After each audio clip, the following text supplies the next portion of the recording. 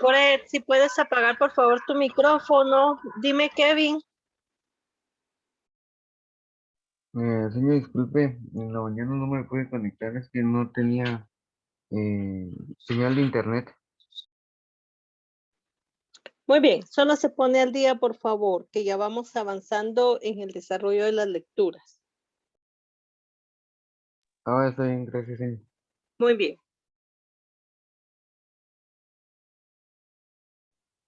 Voy a esperar un minuto para que se conecten otros compañeros y continuamos.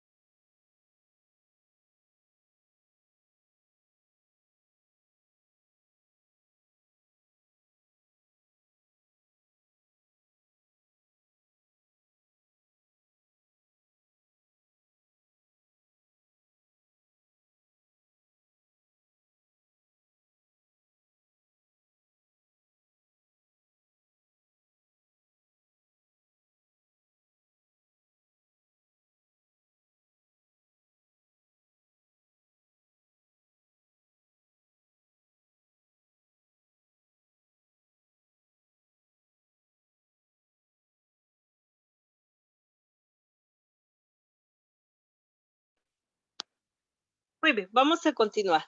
Hace un momento habíamos leído, ¿verdad? Las lecturas asignadas en esta semana, que eran en este caso lo que fue la caldereta de borrego. Ya dimos resolución a este, ¿verdad? Ahora estamos con respecto ya vimos el juicio injusto, ya dimos resolución al mismo, estamos sobre sabiduría árabe y estábamos por concluir, ¿verdad? Acá dice, comenta la frase, somos dueños de nuestro silencio y esclavos de nuestras palabras. Entonces, con eso, ¿verdad? Concluimos esta parte. Y vamos a hablar ahora sobre las tardes de enero. Ya este fragmento también ya fue leído Entonces ya nos vamos a referir a nuestro cuestionario que presenta como tal. Número 1. ¿A qué mes se refiere?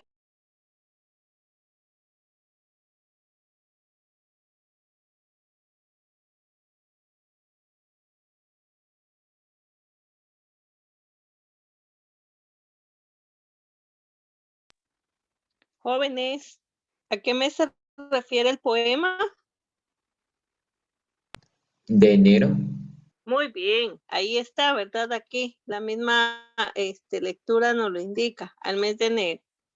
Dice, la bruma cae en los montes y también En el alma. Muy bien, gracias. Dice, ¿qué esconde el alma?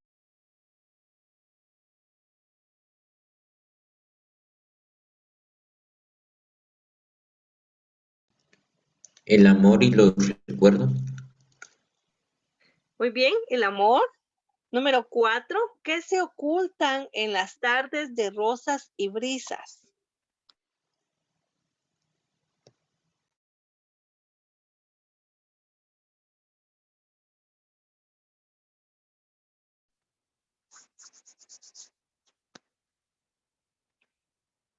Tan rápido se les olvidó en 2 periodos. Los glaciales, señor. Muy bien. Número 6 dice, la bruma cae en los montes y también en las almas, que provoca la bruma a las personas. Provoca en Tristeza. este caso alegría, tristeza. Muy bien, gracias, tristeza. El poeta compara las tardes frías de enero con etapas de la vida de alguna persona. ¿Cuáles o cómo serán esas?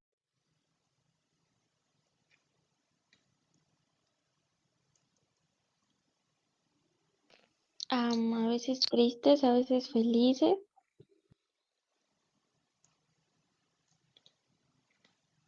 Muy bien.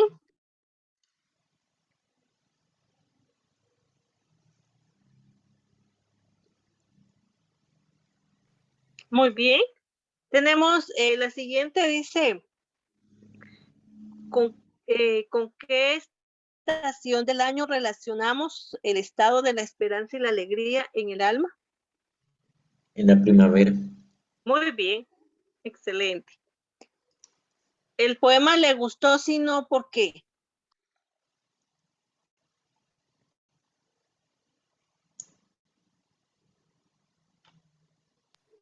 Es válido establecer si me dicen que no, pero me tienen que decir por qué.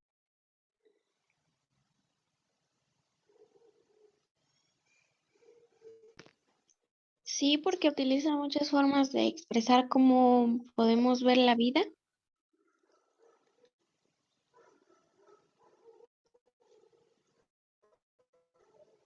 Muy bien. ¿Alguien más?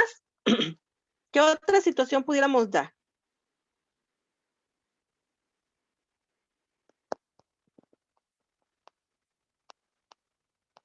Definitivamente a todos les gustó el poema. Sí, señor.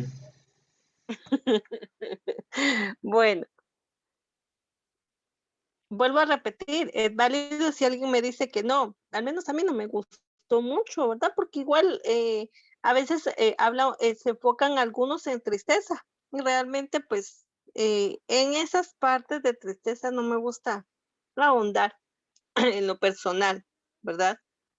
Dice, ¿conoces casos de personas que han tenido depresión? Comenta alguno de ellos. Tal vez no tanto así como que casos, sino mejor presentemos alguna idea de cómo nosotros pudiéramos observar a una persona en depresión.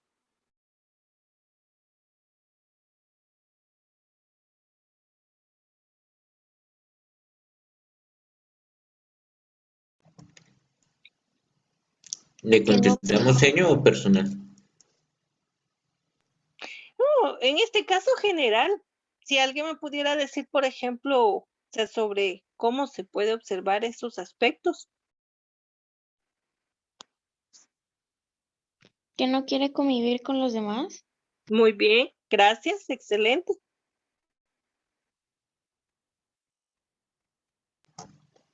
Que no quiera comer, señor. Sí, muy bien. ¿Qué más? Que esté triste todo el día. Excelente. Fíjense que en este caso les decía que cambiaba la situación, ¿verdad? Si por ejemplo, conocemos a personas que padecen o sufren de depresión, lamentablemente, hoy en día casi que todos los jóvenes padecen de esas situaciones, pero es solamente un aislamiento que, o sea, que se tiene personal. Ya la compañera decía, ¿verdad? O sea, no quiere estar con nadie, no quiere compartir con nadie. Definitivamente eso es algo muy, pero muy visible y puntual. Y que de ello realmente, pues, esta situación de la depresión es algo psicológico que está afectando mucho en los jóvenes por la inmadurez que se tiene de poder llevarlo, ¿verdad? De forma equilibrada. Más sin embargo, nosotros se ha escuchado, miren, en las redes sociales un montón de cuestiones como esas, de niños, ¿verdad? Que han tomado malas decisiones por padecer estos aspectos, pero lejos de ver, y por eso les decía, el, en este caso el poema es un poco triste, entonces tenemos que cambiar todo ese panorama, observar más allá de las situaciones que se presentan como tal. Muy bien, concluimos entonces, ¿verdad? Las lecturas que desarrollamos, asimismo con cada uno de los elementos, ya solo les compete, ¿verdad? Concluir esos aspectos, por favor.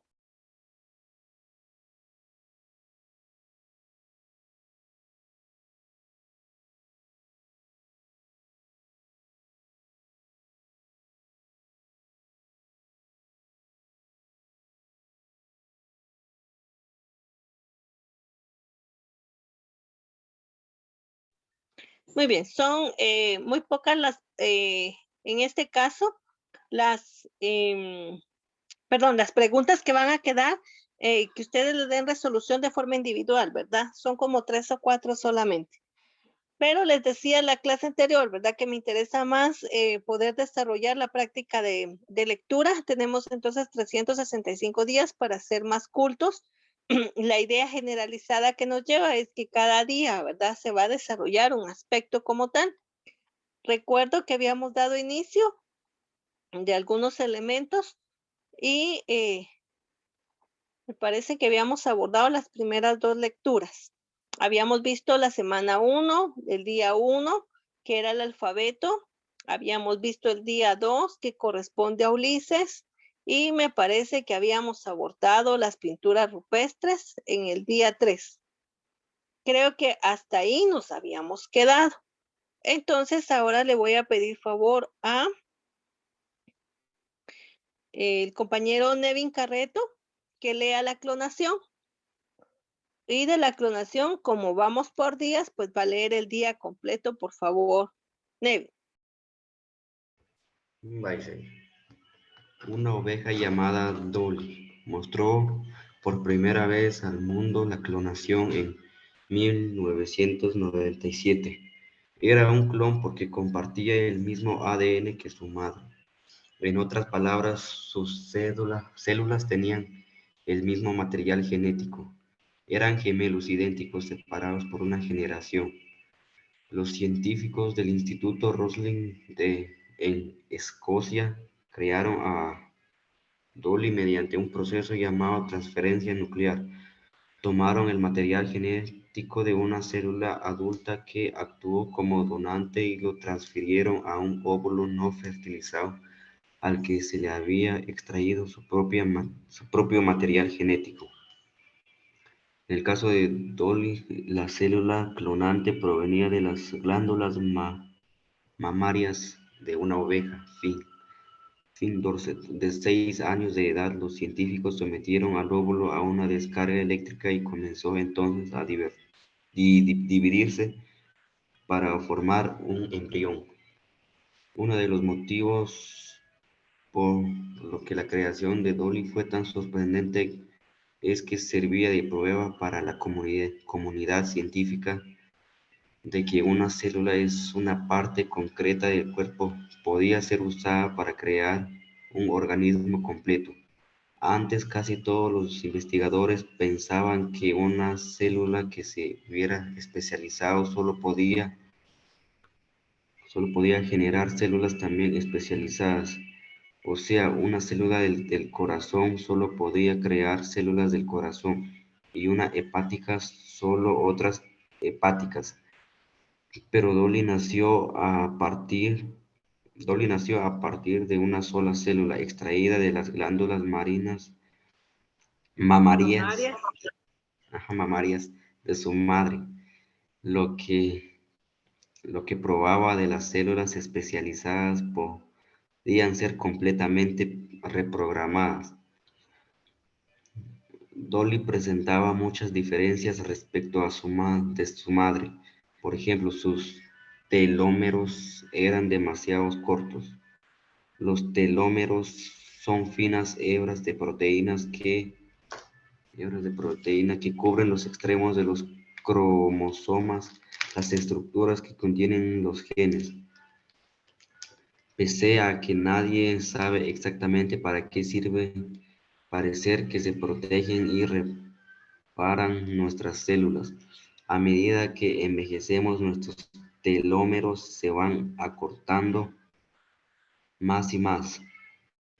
Dolly recibió de su madre los telómeros de una oveja de 6 años. Pese a ser una recién nacida, sus telómeros eran más cortos que los de un cordero de su edad. Así, pese a que parecía una oveja completamente normal, fue sacrificada a los 6 años tras sufrir cáncer de pulmón y una artritis que la paralizaba. Las ovejas Finn Dorset suelen vivir de 11 a 12 años. Otros datos de interés. 1. Desde 1997 se han clonado con éxito vacas, ratones, cabras y cerdos usando el proceso de transferencia nuclear. 2. La tasa de éxito en la clonación es muy baja en todas las especies. Los estudiantes publicados señalan que cerca del 1% de los embriones clonados sobreviven al parto, pero dado a que no se suele informar casi nunca de los fracasos, este porcentaje podría ser mucho menor. 3. Antes de morir, Dolly dio a luz a 6 corderos, todos de una forma natural. 4. Un grupo de investigadores surcoreanos aseguró haber clonado un embrión humano en 1998. Por su experimento se abortó tras duplicarse el óvulo en 2 ocasiones, por lo que no hay prueba alguna de que tuviera éxito. Muy bien, muchas gracias. El término acá es PS. Siempre lo marcaste con tilde PC. No, es PS solamente. Muy bien. Los principios fundamentales, por favor, Kevin.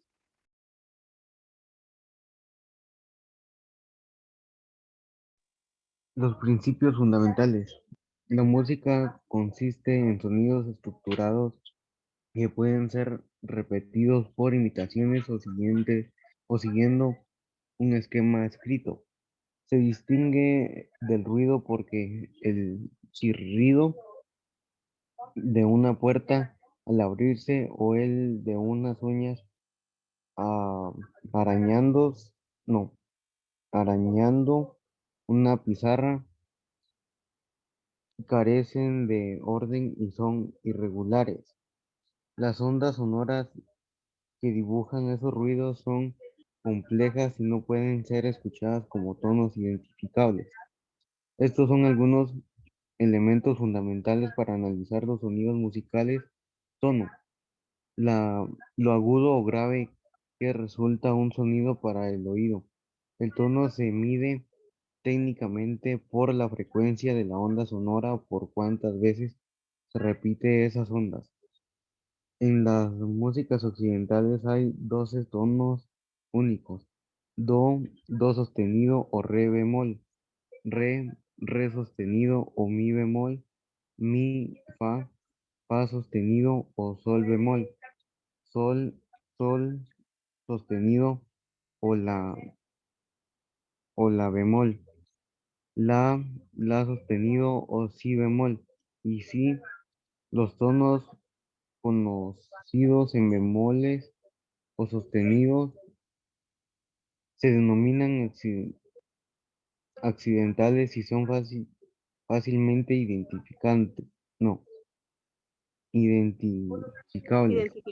En las teclas negras del piano musicalmente se sitúan a medio escalón, entre dos tonos en ambos sentidos.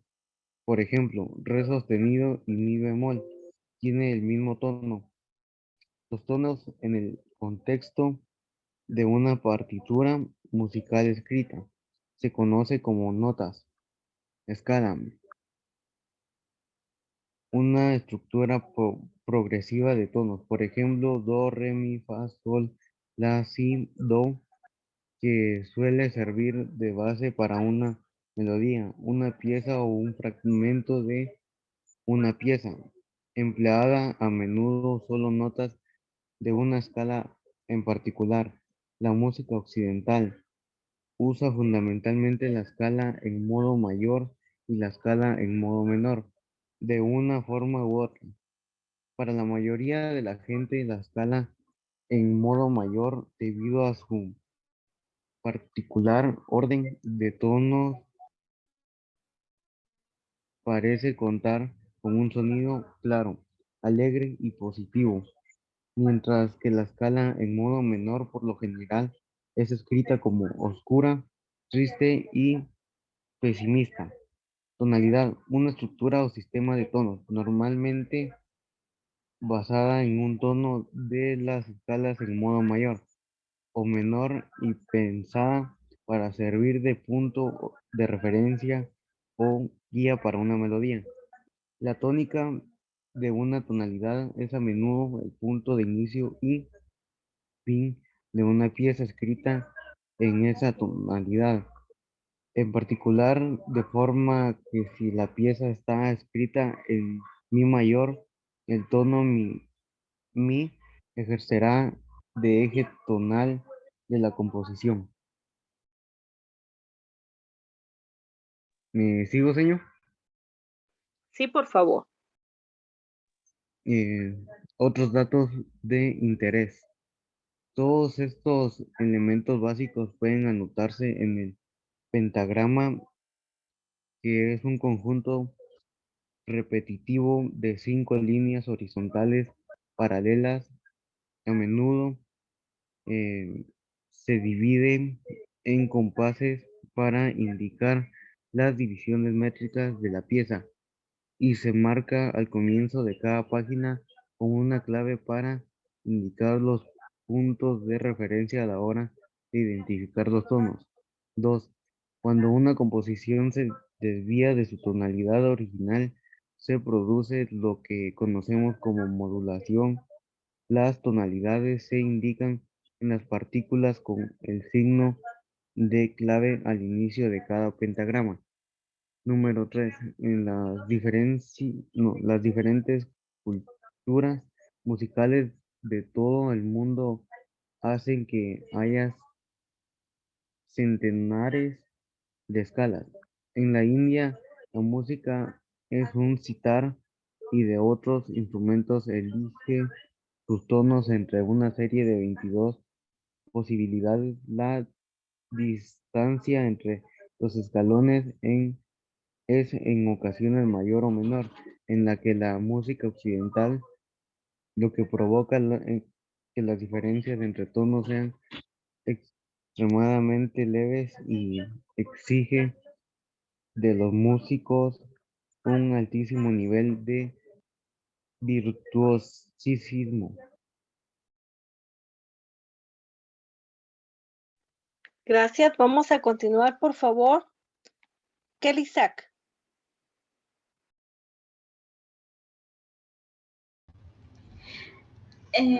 Apariencia y realidad.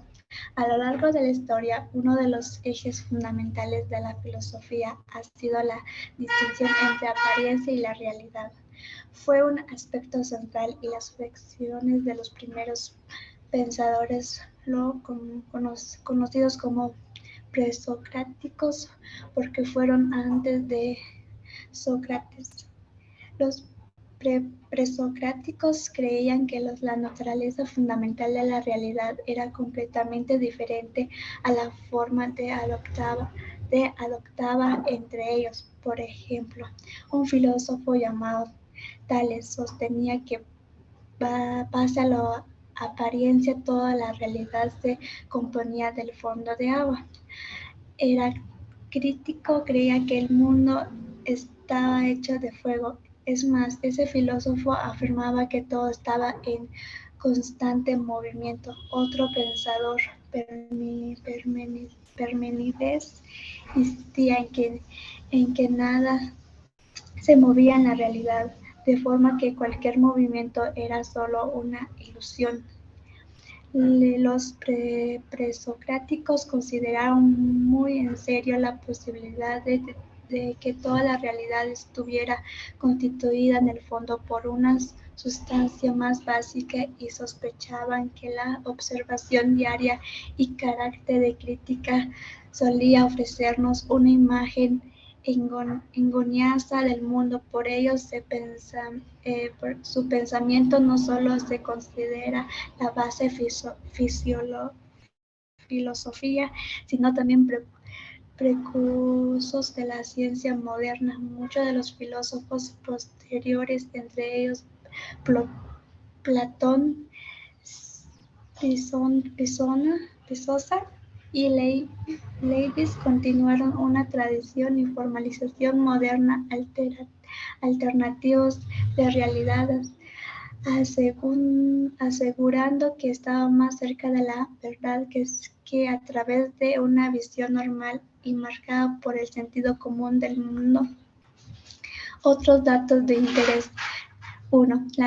La distinción entre realidad y apariencia es también un eje fundamental de la venerable tradición filosófica conocida como escepticismo. 2. Immanuel Kant también se ocupó de esta cuestión, distinguiendo entre aquellos que experimentos y el objeto en sí mismo. Muy bien. Entonces, acá solamente voy a mencionar, son Sócrates, y le llaman presocráticos porque están antes de Sócrates. Los nombres es Heráclito, Parménides, el tema era engañoso. También hablaba sobre filósofos, Platón, Spinoza y Leibniz, por favor, para que tengamos claro el nombre de cada uno de ellos. Por favor, vamos a continuar. Le voy a pedir favor a Kaylee, aquí por favor. La teoría es el nombre que por lo general se les da a los primeros. No, ahí no dice teoría, es la Torá. La Torá es el nombre por lo general se les da a los primeros 5 libros de la Biblia hebrea, también conocida como los 5 libros de Moisés. Los cristianos los denominan Antiguo Testamento. La palabra Torah también sirve para denominar a la totalidad de la ley judía, que comprende varios textos, así como una tradicional oral. Los 5 libros de Moisés son la base de las 613 leyes y rigen la fe judía, amén de los cimientos de las 3 grandes religiones monoteístas, judaísmo, cristianismo e islam. Son los siguientes. Génesis cuenta la historia de la creación y la de los israelitas, Abraham, Isaac, Jacob y sus familias. Éxodo narra el éxodo de Egipto y Canaán, incluyendo el momento en el que Moisés recibió los 10 mandamientos. Levítico contiene las reglas y prácticas del culto. Números relata de viaje de los israelitas desierto.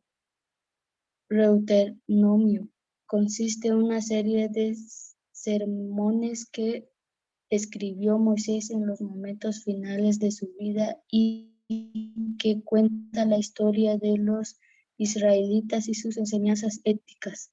Tradicionalmente, se cree que los 5 libros fueron entregados a Moisés en el monte Sinaí.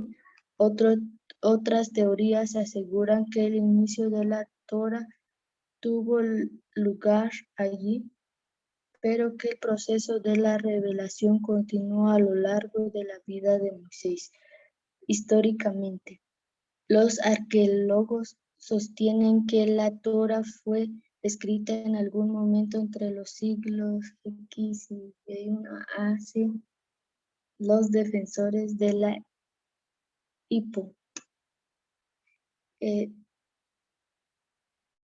tesis documental que para los judíos ortodoxos constituye una herejía, aseguran que los 5 libros originales provienen de 4 fuentes que con el tiempo fueron resumidos en una por quinto autor o escriba. Los argumentos a favor de esta teoría pasan por los múltiples nombres que se usan para referirse a Dios, los distintos estilos literarios y la repetición de alguna historia. Desde sus inicios, la Torá vino acompañada por una tradición oral necesaria para entender de verdad, pese a que se consideraba blasfemo dejar por escrito esa tradición oral. A la postre demostró imprescindible, lo que dio origen a la Misná. Más adelante los rabinos examinaron y debatieron ambos textos y se escribió el Talmud para recorrer todos sus puntos de vista. La tradición judía usa el texto de la Torá como fuerte y muestra leyes, costumbres. Los rabinos dedicados al estudio pasan sus vidas analizando lingüísticamente cada palabra para obtener su significado. Otros datos de intereses. 1. Los pergaminos de la Torá escritos a mano en hebreo contiene 304.805 letras. Transcribirlos de este modo puede llevar más de un año. Además, si se comete el más mínimo error, todo el pergamino se considera inútil. Gracias. Vamos a tener cuidado, por favor. Está tildado, ¿verdad? La palabra en la A, entonces es Torá. Y luego aquí es pergamino. Vamos a recordar los libros. Está Génesis, Éxodo, Levítico, Números y Deuteronomio.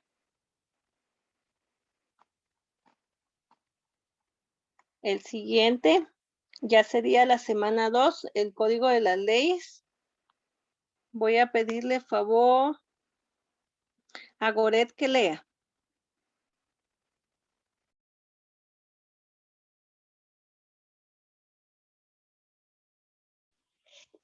Señor, solo me espera un ratitito, solo que voy a apagar unas cosas que tengo ahí en mi cuarto, señor.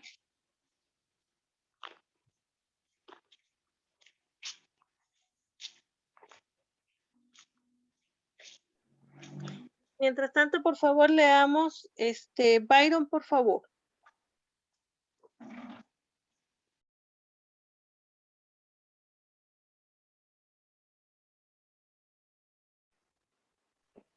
Ya, señor, ya lo apagué. El Código de Leyes de la Amuri. De la no del dice el ahí, código. solamente de Hammurabi. Hammurabi fue el rey de Babilonia, una civilización antigua de que floreció en la región que ahora ocupa Irak. Gobernó de 1792 a 1750 a.C. y Antes de Cristo. conquistó a varias naciones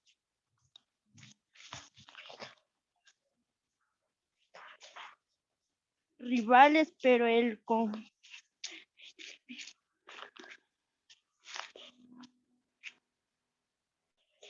confesó sobre todo por ser primer Pero es famoso. ingresador por la historia cerca del final de su reinado.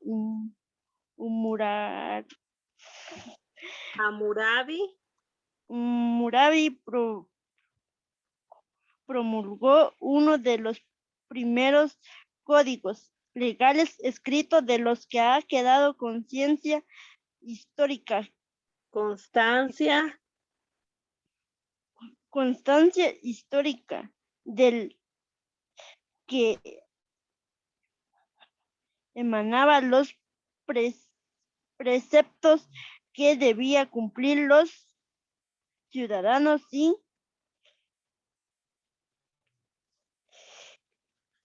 los castigó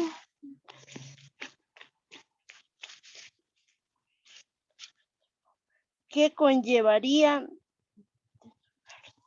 desobedecer en el mismo Castigos concepto, que conllevaría desobedecerlos. el concepto de leyes capitales aplicables todos los mundos era una novedad desconocida en esa época en la que la mayoría de la sociedad se regían únicamente por los antojos de el código. Era sin embargo extremadamente cruel para nuestros estándares modernos. Vamos a dejarlo ahí. Gracias. Señor. Gobernantes déspotas. Hay que leer bastante. Las últimas 3 personas que leyeron definitivamente no reconocen las palabras. Me están mencionando punto, no sé por qué. El término acá, cuando utilizamos AC, significa antes de Cristo, y cuando es DC, es después de Cristo. Eso ya lo tendrían ustedes que ir reconociendo. Hay muchas cuestiones que todavía les está haciendo muy dificultosa. Eso significa que ustedes no están leyendo y deben de leer por el bien de ustedes, no por el mío. Entonces vamos a continuar en la próxima clase y que tengan un feliz día.